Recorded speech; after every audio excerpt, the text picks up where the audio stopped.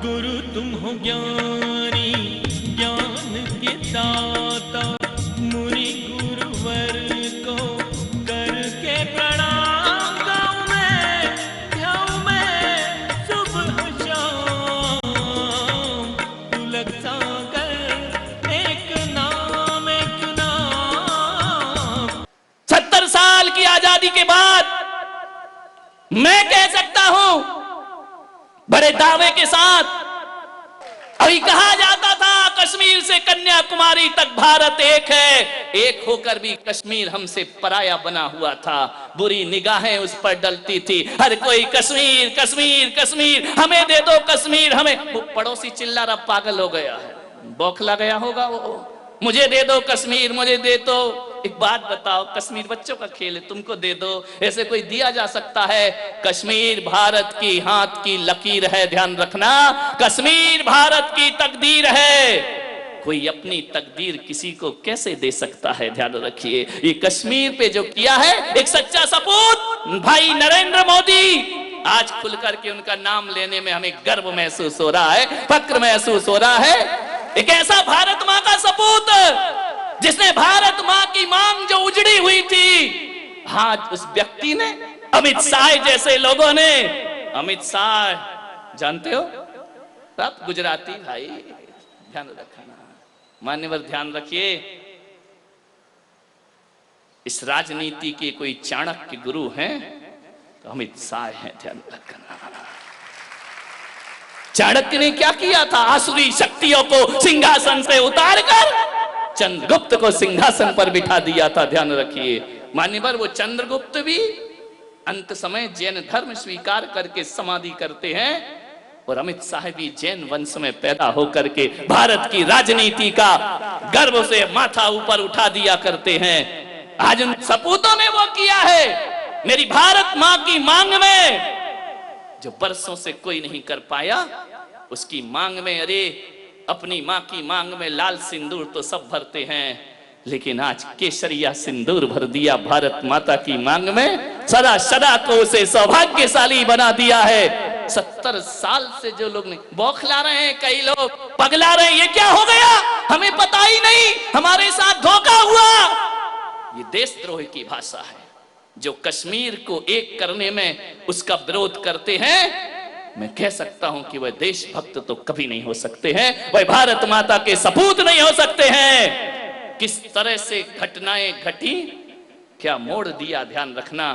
मैं कह सकता हूं मोदी जी ने जो काम किया है, आने वाला युग उन्हें युग पुरुष कह करके बुलाएगा, एक लोहे पुरुष कह करके उन्हें याद करेगा। ये जो उन्होंने कहा वो करके दिखाया। बड़े कमेंट्स हुए, अच्छे दिन आ गए, अच्छे दिन आ गए, कुछ चिल्लाए, इन अच्छे दिनों से तो बुरे ही दिन अच्छे थे। 5 साल, अरे बोले इतना समय, 5 साल मोदी जी ने क्या किया? अरे मेरे भाई, 70 साल में जो गंदगी तुमने फैलाई है, उसे बटोरने में 7 साल तो लगेंगे, एक आदमी को उसे साफ करने में 7 साल तो लगेंगे। और उन्होंने वह करके दिखा दिया। हमारे ही देश में रहकर हमारी ही जड़ें काटने वाले लोग आज बौखला रहे हैं, ध्यान रखिए। मैं मोदी जी को अपने वाणी से विशेष आशीर्वाद प्रदान करना चाहता हूं, जिसने देश हित में काम किया है, न आगे कोई न पीछे कोई। एक बात याद रखना, इस देश का कल्याण वही कर सकते जिनकी बीवी नहीं है। गर्व से मस्तक ऊंचा उठा है, लेकिन इतना बड़ा काम हो और संत अपनी दुआएं ना दें तो वो धर्म संत नहीं हुआ करता है।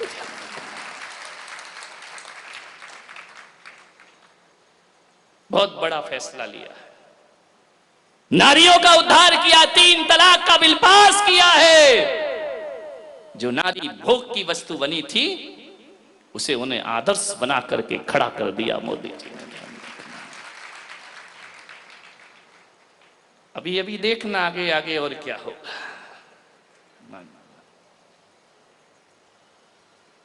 मैं आपसे इतना ही निवेदन करना चाहता हूं, अब जमाना बदल गया है, युग बदल गया है, सोच बदल ली को बदल लीजिए, हम बदलेंगे, युग बदलेगा। ध्यान रखना, हमें ही बदलना पड़ेगा। और ये बदलने की बात है, ये बदलने का उपक्रम समाज से नहीं होगा, राष्ट्र से नहीं होगा, हमसे होगा। एक एक व्यक्ति राष्ट्र हुआ करता है, और एक एक व्यक्ति यदि सुधरेगा, व्यक्ति से समाज बनता है, व्यक्ति से परिवार बनता है, परिवार से समाज बनती है, समाज से राष्ट्र बनता है, राष्ट्र से विश्व का निर्माण हुआ करता है। परिवर्तन अपने घरों से आना चाहिए। 21वीं सदी है ये, ध्यान रखना, विचार करिए। तो मैं कह रहा था कि घर से व्यवस्थाएं सुधारिए, घर से जीवन सुधारिए, अपने घर को मंदिर जैसा पवित्र बनाने का प्रयास करिए। 1 घंटे की पूजा पाठ से जीवन में मंगल होने वाला नहीं है। एक बात याद रखना, पूरी जिंदगी को पवित्र बनाना पड़ेगा। बहू ने कहा कि महाराज, हम यदि अपने घर में कुछ करते हैं तो हमारी सासू, हमारे ससुर जी कहते हैं लिमिट क्रॉस हो रही है। हमसे कहा जाता है फ्रीडम ज्यादा मिल गया है, स्वतंत्रता ज्यादा मिल गई है। यह बातें बोली जाती हैं महाराज।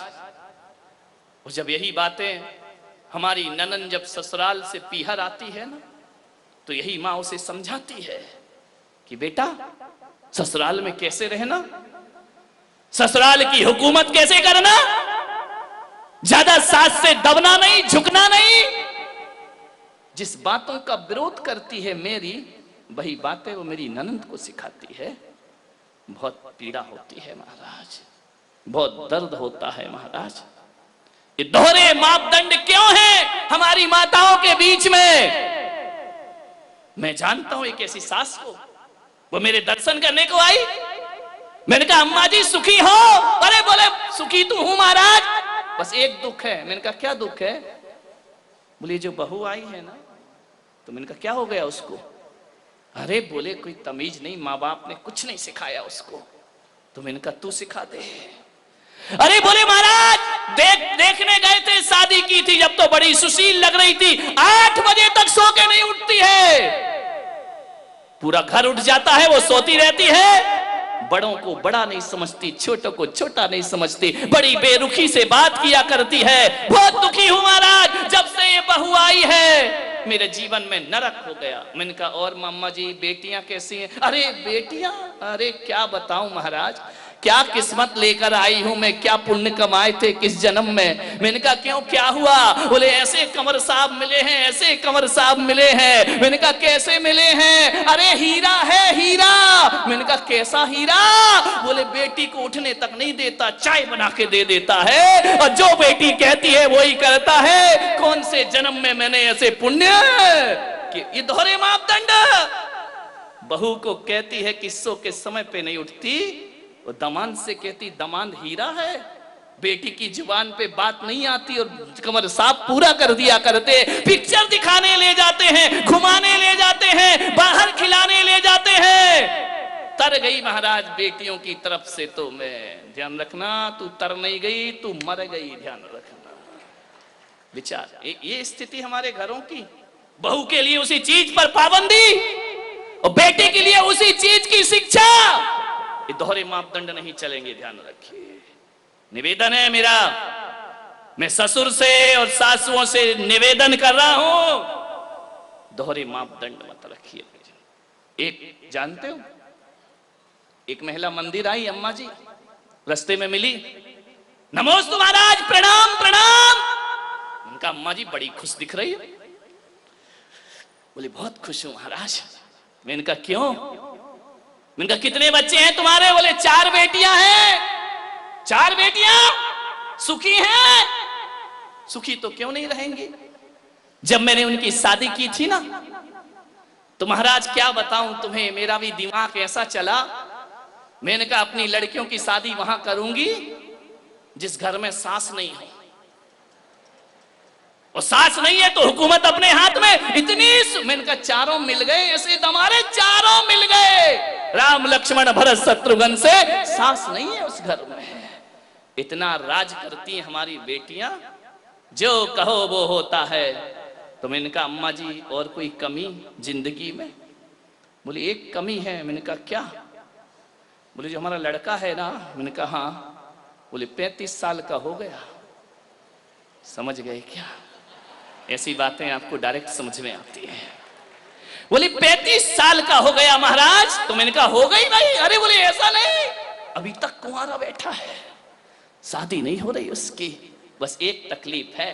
मैंने कहा अम्मा जी लड़की देखने वाले नहीं आते क्या? बोले बहुत आते हैं, रिश्ते तो इतने आ रहे, लाइन लगी है। जो आता है लड़के को देखता है, घर जाता है, कहता जवाब देंगे, आज तक जवाब ही लौट के नहीं आता है। हम इंतजार ही करते, कुंडली भी मिल जाती है लेकिन शादी नहीं हो रही है। मैंने कहा अम्मा जी नहीं होगी। बोले क्यों, कोई शनि की दशा लगी है क्या? मैंने कहा दशा नहीं लगी, दशा बैठी है। बोले मतलब क्या है? मैंने कहा तूने तीनों बेटियों के लिए संकल्प लिया था ना कि जिस घर में सास ना हो वहां दूंगी, तो और बेटी वाले भी तो हैं। मैंने कहा जब तक तू रहेगी लड़का कुंवारा रहेगा, ध्यान रखना। और जिस दिन तो दुनिया से चली जाएगी उस दिन लड़के के फेरे लग जाएंगे। दोहरी नीतियां मत चलो मेरे भाई, ध्यान रखना। दोहरे मापदंड मत रखिए। बेटी के लिए अलग व्यवहार, बहू के लिए अलग व्यवहार। बेटी 4 दिन को आती है, वीआईपी ट्रीटमेंट मिलता है। बहू 24 घंटे साथ रहती है, 2 यम दर्जा मिला करता है। क्या बात है कि एक सास 10-10 साल की हो गई बहू, शादी हुए, आज भी उसे बहू ही समझती है, ध्यान रखना। आज तक उसे बेटी नहीं समझ पाई, आज तक उसे बहू का ही दर्जा दिया जाता है, आज तक वो पराया जीवन ही जीती है। मान्यवर आपके घर में नहीं है, मैं आशीर्वाद प्रदान करता हूं, अच्छा घर हो, लेकिन कहानी उन घरों की है जहां बहुएं प्रताड़ित की जाती हैं, ध्यान रखिए। कोई जरूरी नहीं है कि बहू ही सास को प्रताड़ित करती हो, सास भी कुछ कम नहीं है मेरे भाई, ध्यान रखना। ये भी बहुओं को बहुत उलाहने दिया करती हैं। मानिए बहुएं ताली तो बजा दो, आज तुम्हारे पक्ष में बोल रहा हूं मैं, ध्यान रखिए। कौन बोला आज किसने सद्बुद्धि दे दी? बहुत बढ़िया, जय हो पंचम काल की। विचार कर, बहुत परेशान होती हैं आज बहुओं की स्थिति वह है घरों में। उस बहू ने कहा महाराज बहुत पीड़ा होती है हमें भी, हम भी परिवार छोड़ के आए हैं, हम भी इस घर को अपनाते हैं, लेकिन इस घर ने हमें आज तक अपनाया नहीं। क्या होता, क्या फर्क पड़ता है? एक बात बताओ, सासुओं से मैं पूछता हूं, बेटी कब आती है तुम्हारे घर में गर्मी की छुट्टियों में? यहां रोज नाश्ता कौन बनाता है? बेटी आके बनाती है, बहू बनाती है?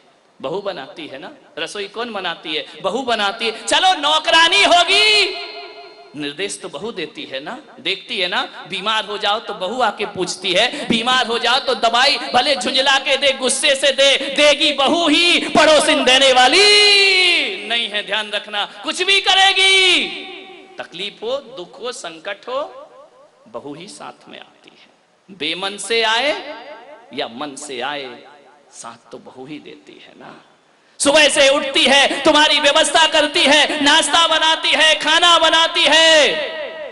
एक बात ध्यान रखो, आप ईमानदारी से बताना, एक संत की सभा में बैठे हैं, बहू ज्यादा काम करती है या बेटी ज्यादा काम करती? ईमानदारी से बताना। बहू ज्यादा काम करती है ना, तो उसके बाद भी बेटी प्यारी क्यों लगती है, बहू प्यारी क्यों नहीं लगती है? वह उससे ज्यादा काम करती है, उससे ज्यादा ख्याल रखती है। बेटी तो 4 दिन को आती है, बहू जीवन भर साथ रहा करती है। एक बात याद रखना, भारतीय संस्कृति में किसी भी बेटी को लक्ष्मी नहीं कहा जाता है, बल्कि बहू को लक्ष्मी कह करके बुलाया जाता है, ध्यान रखना। किसी बेटी को किसी ने लक्ष्मी कहा है? कन्या भले कह दिया जाए, लेकिन लक्ष्मी का रूप नहीं दिया जाता है। रक्षा बंधन पर बेटी की जरूरत पड़ती है, लेकिन दीपावली जब आती है तो बेटी की नहीं, हाथों में दीप लिए हुए बहू शोभा दिया करती है। दीपावली तो बहू की हुआ करती है, दीप जलाती है, रक्षाबंधन पे तो राखी बांधकर चली जाएगी, मिठाई खाएगी, कुछ पैसे भी ले जाएगी। ध्यान रखना, कंवर साहब आएंगे, खाएंगे, मजे लेंगे, लास्ट में बोल देंगे मजा नहीं आया, धत तेरे की, मर गए कर करके, उनने कह दिया मजा नहीं आया। बहू तो घर में ही रहती है ना, बहू तो लक्ष्मी है ना। आज तक किसी बेटी की आरती किसी माँ ने नहीं उतारी होगी, लेकिन बहू जब घर में आती है तो सास को दीप लेकर उसकी आरती उतारना पड़ती है। बहू मंगल है, बहू शुभ है, बहू लक्ष्मी का रूप है, बहू सरस्वती का रूप है। जब वह बहू घर में आती है, तुम्हारे वंश को अंश प्रदान करती है, और जब उन्हें संस्कारित करती है तो यही बहू सरस्वती का रूप हो जाया करती है। ध्यान रखिए, और यही बहू लक्ष्मी का रूप हो जाती। बहुओं को लात मारना यानी लक्ष्मी को लात मारना के समान पाप हुआ करता है। ध्यान रखिए, बहुएं तो घर की शोभा होती है, प्राण होती हैं। बहुएं ना हो तो तुम्हें कोई दादी कहने वाला नहीं मिलेगा, तरस जाओगी। ध्यान रखना, नानी में तो ना ना ना ना ना ना लिखा है, दादी में तो दे दे दे दे दे लिखा हुआ है। मानिए, जितने भी रिश्ते हैं, आज तुम्हारा छोटा बेटा चाचा कहला रहा है तो बहू की वजह से, आज तुम ससुर जी कहला रहे हो तो बहू की वजह से, और आज तुम सासू मां कहला रही हो तो ये रिश्ते तुमने नहीं, उस बहू ने आकर तुम्हें रिश्ते दिए हैं। और तुम्हारे वंश के अंश को यदि बढ़ाया है तो बहू ने बढ़ाया है, किसी बेटी ने तुम्हारे वंश को आगे नहीं। बहू ध्यान रखना, कितनी भी पूजा कर लेना, 1 घंटा पूजा करना, मंदिर में स्वाध्याय करना, सामायिक करना, माला फेरना, भगवान महावीर ने कहा है शरीर और आत्मा में भेद करोगी तो सम्यक दृष्टि हो जाओगी, और बहू और बेटी में भेद करोगी तो मिथ्या दृष्टि हो जाओगी। ध्यान रखना, बहू बेटियों में भेद की रेखा मत खींचिए। गुरु तुम हो ज्ञानी, ज्ञान के दाता, मुनि गुरु